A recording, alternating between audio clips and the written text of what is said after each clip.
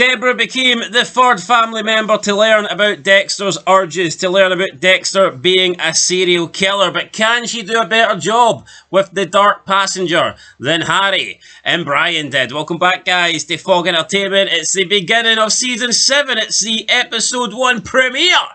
Are you? Basically, that's the question getting asked. Are you a serial killer? To which Dexter answered yes. And I mean, at this point, I think he's caught out. Him killing Travis, that looked bad enough. At the end of the episode, Debra finding a whole box full of blood slides. Well, that was the nail in the coffin for Dexter. There could be no more lies after that. No, there cannot be. And the way he killed Travis, there was really no way of spinning it. I mean, the plastic. Self-defense. It's out the window. I mean, it really, really was. Again. But you know what? I like a direct continuation. And that's what we got. Season 6 ends right in this church. And Season 7 begins in this church. Kinda. Because it was in the church, but we did see Dexter speeding his way through Miami. No Harry Morgan at the city limits here. It was a straight line ticket to Miami International Airport. And I know Dexter's committed to the cause, but spending $1,800 on a ticket just so he can get in to the airport, in behind security, just to confront this random Ukrainian guy is absolutely ridiculous to me. But you know what? That's for later on. We'll dive into it. But back to the church. Debra confronts Dexter. Oh, Dexter's arse is folding. It's probably the most emotion we've ever seen. Rightfully so, though, because this is game over. There's no two ways about it. You had Harry, who was very understanding. You had Rudy/Brian that wanted him to do this. But Debra's the no-no. Debra is endgame. There is no tomorrow. But there could be no tomorrow for Dexter. He's standing over the body of Travis Marshall, who will definitely not see tomorrow, by the way. But the gun is being pointed at him by Debra. She demands he steps away from the body. He's like, can you please lower the gun? But Debra's not impressed. She's like, what the fuck, Dex? What is happening here? And he puts on this fake breakdown. Oh, I don't know what happened. He came across and I killed him. It was an accident. I didn't mean it. It was self-defense, even though Travis Marshall was, wrapped up in a big ball of plastic, strapped to a table. There's no possibility of self-defense here. It's like, what lie can Dexter spin? Yeah, and also Debra did see him stab him. It's not like she wasn't privy to that. I mean, I guess if he was aware that Debra didn't see it, then he could have just said he found him like that. Why are you dressed in a different attire? Why you got your apron on? I always wear it, man. Come on. Yeah, man. He said he came to do one last forensic sweep like she asked, and then Travis came at him with a sword, and that somehow led to Travis being knocked out and then wrapped up on a table and then having a knife plunged into him. Doesn't really make much sense. And another thing that doesn't make much sense, it's like, if he got the better hand of Travis and wrapped him up in plastic, is that not the perfect time to call Debra and the Miami PD and get him arrested? Call reinforcements. Yeah, I think that is a bit of a negative about Dexter, the show, the franchise.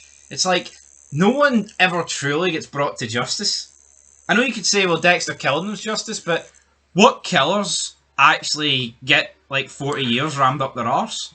Yeah, and I think that's especially true with the Victor character that we'll talk about more when we get towards the end of this episode, because I think Miami department, they've got the homicide department, they've got a reason to want to actually bring him down, and due to Dexter, that's never really going to happen. Dexter says he snapped. Debra's like, he snapped? What the fuck does that mean?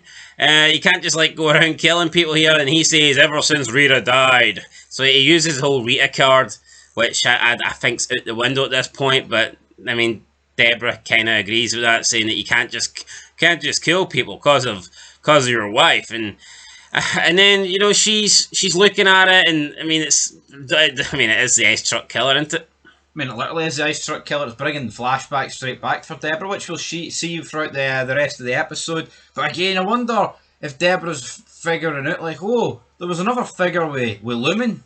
When I looked through the sheet last episode, there's so many with this reveal here. There's so many questions that can be answered. Yeah, and she kept pointing out that the plastic wrap and could be thinking of the ice truck killer, because she was once on that same table, not that table literally, but she was once in the position of Travis Marshall, strapped to a table, wrapped in plastic. So she can definitely relate here, and maybe that is partly why she's so freaked out about it. But at the end of the day, I mean, I think if there was no plastic, she'd still be extremely pissed and peeved and upset and traumatised at the fact she's just seen her brother impale someone through the chest with a big massive knife. Yeah, no two ways about it, man. It's crazy. It's a memorising moment here for Debra. It's life changing. We're not talking about we've walked in on Dexter and maybe if he's gay or something, he's a fucking serial killer. Well, that would have been better if she walked in and him and Travis were in the closet or something, you know, like impaling each other with different kind of swords. But nah, it was through the chest. Well, maybe that wouldn't be different. Maybe that wouldn't be better. I don't know. But you can see Dexter. He's panicking. He's putting on the innocent. I don't know what happened. I don't know what came over me. I've never done this before. But then Debra, you know, she takes her phone out and starts dialing up a number, and then we just get the normal Dexter. Who are you calling? Yeah. You can see how quickly his tone changed. I like that, but another thing that I liked as well, there's this episode, obviously it ends with more questions being asked and all that good stuff. I wouldn't have liked it if he got away with this, and she thought he just killed Travis, and she never found out till like later down the line. I like the fact that this episode, it was kind of up in the air, but then they came back at the end of it with her finally like finding out more.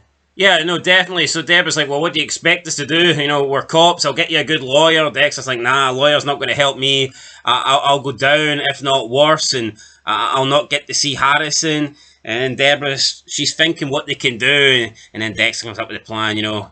He wanted to end the world. It didn't go how he wanted it to, so maybe he decided to kill himself. We could set the place on fire, and it would just look like Travis was the one that done this. He killed his life. He took his own life. Then he burnt down the church. And Debra like reluctantly agrees to this, and she tries to help, but Dexter's like, nah, it's okay. I'll handle it. I know what I'm doing. And he's letting it slip here that he's way too comfortable in this situation.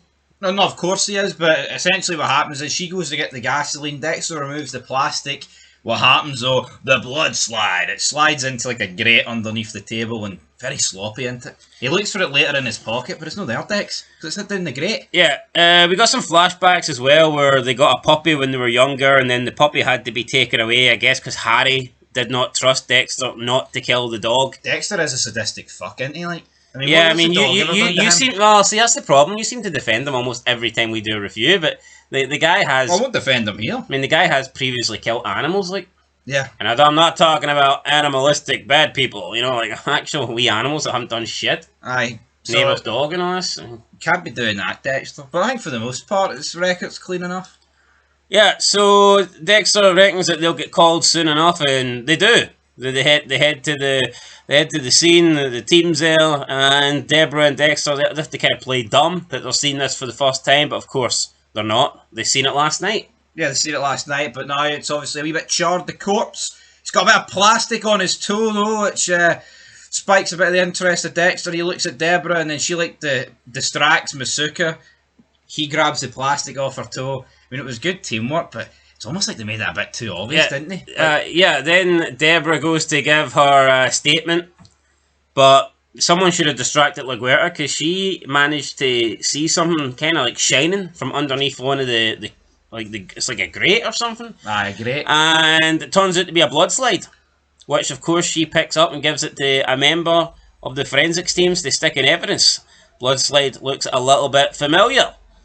It does look a little bit familiar. I tell you what, man. This is the height of sloppiness for Dexter, man. Just everything about this. Where are the precautions? I know, but what do you expect him to do? Debra walks in with a gun pointed at him and you expect him to go, wait, hold on a second, let me remove this blood slide first. And no, but... in that situation, that was the least of his problems. No, but the blood slide fell after Debra left and he was wrapping up the plastic. Yeah, but I think he's just that worried about getting rid of the plastic, man, that he's... I don't blame him for not remembering about the blood slide.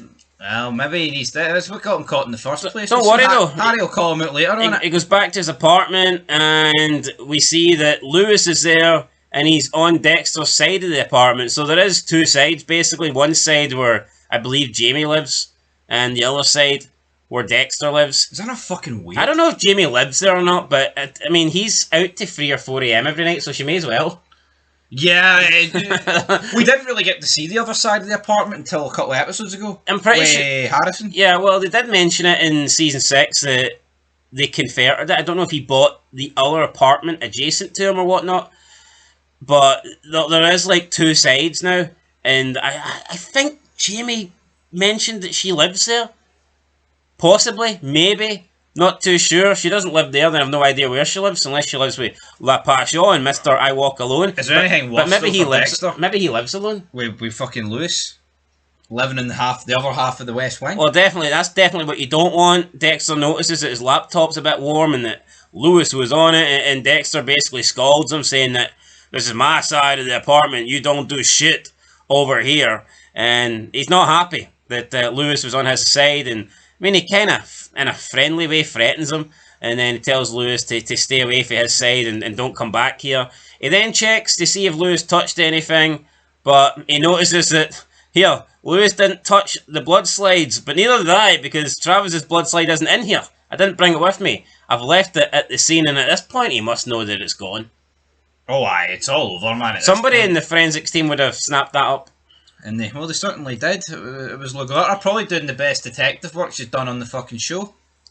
Yeah, definitely. LaGuerta actually doing her job now. Lewis then tries to turn Jamie against Dexter, saying that he's a bit of a prick.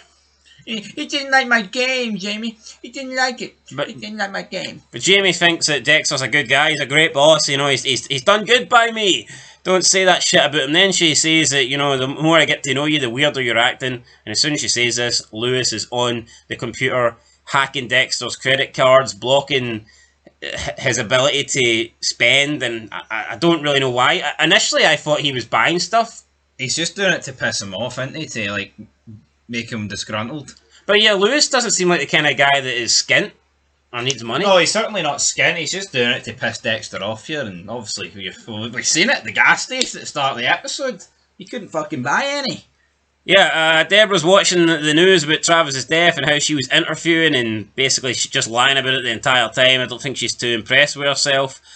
And then she gets a call from Mike Anderson. He says that the car wasn't found at the church and that he's going to look into it, but Debra says the guy that's probably going to kill himself wasn't too worried about a walk to the church. But Anderson has to hang up because he spots a man in trouble, a man needing some help, flat tire at the side of the road. It's Victor.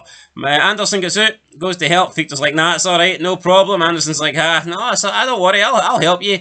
And he decides to open up the boot of Victor's car without the permission, and he finds a dead body in there, but before he can react, before he can do anything, he takes a shot to the chest, and then Victor stands over Mike, and I'm assuming the second one probably goes in his head. And that is it. Rest in peace, Mike Anderson. Mike Anderson is done.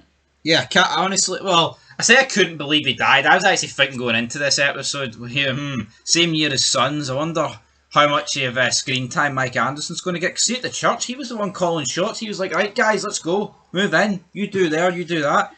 5 seconds later, he's dead. R.I.P., but I think they've misutilised this guy. I think he was a good character. He added something. He added seriousness. He added graft. Wait, so you think they didn't utilise him, or do you think he left too early? Because if that's the case, it's not their fault. If he wanted to be on Sons. No, I feel like they didn't utilise him correctly as well, to a degree, because I think in early season 6 when he first got introduced, he did play a bigger part. But I feel like towards like the second half of the season, he wasn't really doing an awful lot. And then I thought when the way this season began, it was like, oh, Big Mike's he's going to be digging into this. He's going to be, sniffing around, where's the car at? And then bang, good night, Dave. Could he have been sniffing around Batista's sergeant position if he stayed any longer? Yeah, I think he had sergeant written all over him. Well, he's got nothing written over him now but blood. Victor yells in Ukrainian. He wipes down the wheel and then decides to steal Anderson's car instead. So Victor gets the hell out of there. Next day, Debra arrives at Dexter's apartment, wants to question him on all the gear about killing Travis, talks to him about the knives and the apron and all the equipment that he had, but Dexter doesn't really want to acknowledge that. He's kind of like saying, you know what, what's done is done, I've said I'm sorry, it was an accident, let's move on. But you can't really move on for something like that, and Debra says he might not want me involved, but I am involved, I was there, kind of deal. Then they get the phone call that Anderson has been shot, and they rush to the scene, but unfortunately, we get there, and you see Anderson getting loaded into the back of an ambulance, wrapped in the good old star. Glory. Yeah, the good old... The Star Stripes and Banner Boy. Yeah, the red, white, and blue, so... Yeehaw. Fair to say that he's dead. Yes, unless they wrap the dead whore in it, which is very doubtful considering the fact she was in the boot, but... Well, at least they didn't wrap him in plastic. That's for sure. R.I.P. Big Mike, gone but not forgotten. Yeah, so sad to see Mike Anderson go, but he was a decent detective. Was he Dexter, right? You whip it. Oh, here, I bring a change of clothes. I do this. It's like, when the fuck has Dexter ever worn an apron out in the field? Like a butcher's apron at a crime scene? Ever? I don't think so. No, I can't He's really. wore it in the station when he's doing the blood splatter, like with heads and shit. If you recall. Yeah, But he's never done it. When is he always rocks up in the Tommy Vercetti gear? He doesn't rock up, as the fucking butcher.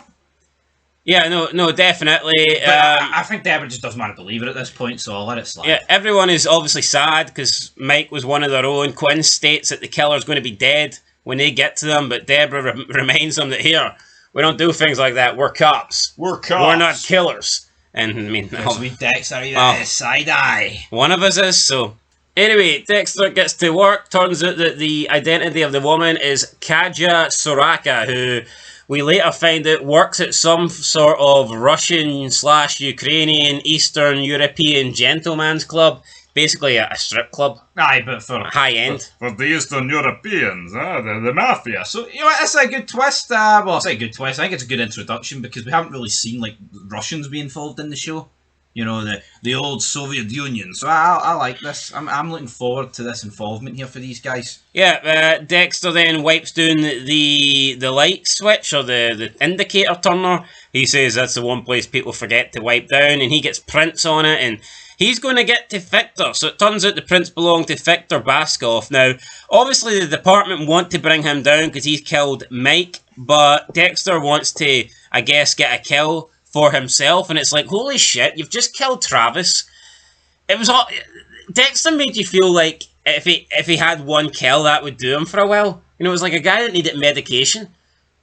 You'd think that he'd have more important things to be worrying about than killing this Victor guy. Do you not think on this one case that maybe this one situation is one more Dexter should maybe think about somebody else and not be selfish and allow the department to get a W here? I totally agree. I think, but then he doesn't. The problem is, though, this guy would have been in Kiev if Dexter didn't do anything. Well, that is very true. But again, could Dexter? But then, see, once Dexter's kidnapped him, drugged him, and fired him into the lost luggage section of the airport, I mean, could he have just put him in his car and dropped him off at the Miami PD with like all the evidence? I mean, how does he set it up for them to? Yeah, it's a bit difficult. He breaks into Victor's apartment. He finds a shirt with blood on it. It's got the gunshot residue, so basically Dexter knows this is his man. But he realises that Victor is already on the way to the airport, so Dexter, he joins him. He rushes to the airport, and this is kind of where it ties in with the opening of the premiere. So at the beginning, it kind of leads you to believe that Dexter was on the run for Deb and maybe the rest of the Miami department, but it turns out he's actually chasing down Victor. Do you not think it's insane that he has spent $1,800 just to get this guy? He must have the money. So yeah, Dexter pays $18 just to get a ticket and get into like the boarding area. We then see Victor go into the bathroom. Dexter follows him with a wheelchair. Tells him, "I've got your wheelchair for you here," but before I don't need one. Before he can finish his sentence, he gets injected with the syringe, and then we see Dexter, wheel him out there, and he ducks underneath the cleaning in progress pole. A wee bit of a samba in there. Aye, limbo. Aye, limbo, not samba. Samba into limbo. But yeah, I mean, fuck. But it's like he's doing this in an airport. Yeah, then he spots like an attendant leaving the luggage area, so but also he took his syringes through security. What if that guy went, "Oh, I need more proof. This is your diabetes." And it's horse tranquilizer.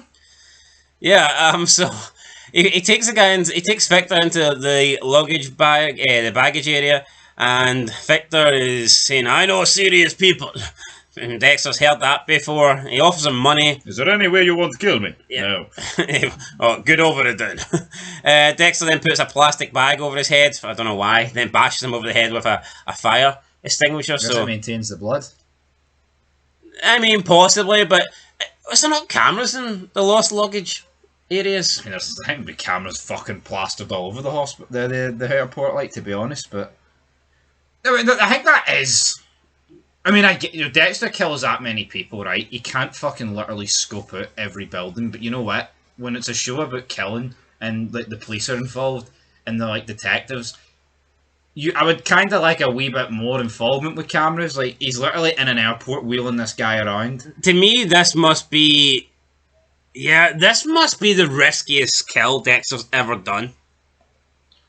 Yeah, well, I need to think about the riskiest ever, but I mean, by far it's up there, like, because you're killing a guy in an airport in a room in a building that's just heavily supervised. But they know about Victor now. They've got the idea. I'm assuming, yeah, have they got the idea of Victor, or I can't remember, or is it just Dexter that's got it? No, it's just Dexter's got it, but I mean, it doesn't really matter that though. It's the fact that he's doing it in an airport.